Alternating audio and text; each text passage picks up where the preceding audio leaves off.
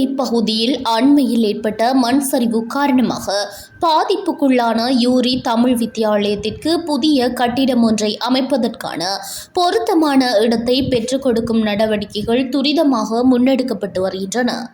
இந்த முயற்சியில் பசறை பிரதேச செயலகம், பலாங்கொட பெருந்தோட்ட நிறுவனத்தின் கீழ் இயங்கும் யூரி தோட்ட முகாமைத்துவம், பசறை வலய கல்வி பணியகம், பாடசாலை அதிபர், ஆசிரியர்கள், பெற்றோர்கள், பழைய மாணவர்கள் மற்றும் நலன் விரும்பிகள் ஆகியோர் ஒருங்கிணைந்த வகையில் செயல்பட்டு வருகின்றனர்.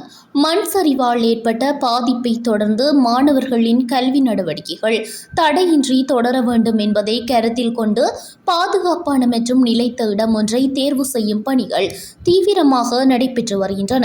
விரைவில் தேசிய கட்டட ஆராய்ச்சி நிறுவனம் அதிகாரிகளின் மூலம் புதிய கட்டிடம் அமைப்பதற்கான தகுந்த இடத்திற்கான தொழில்நுட்ப அறிக்கை சமர்ப்பிக்கப்பட உள்ளதாக தெரிவிக்கப்படுகின்றது.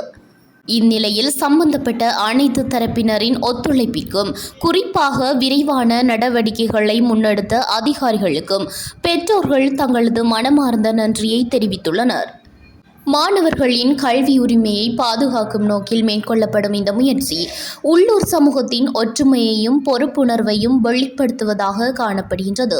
அண்மையில் நாட்டின் பிரதமரும் கல்வி அமைச்சருமாகிய கரினி அமரசூரிய குறித்த யூரி தோட்ட பகுதிகளில் மண் சரிவினால் பாதிப்புக்குள்ளாகிய இடங்களை நேரடி கண்காணிப்பு செய்வதற்கான விஜயம் செய்தமையும் குறிப்பிடத்தக்கது.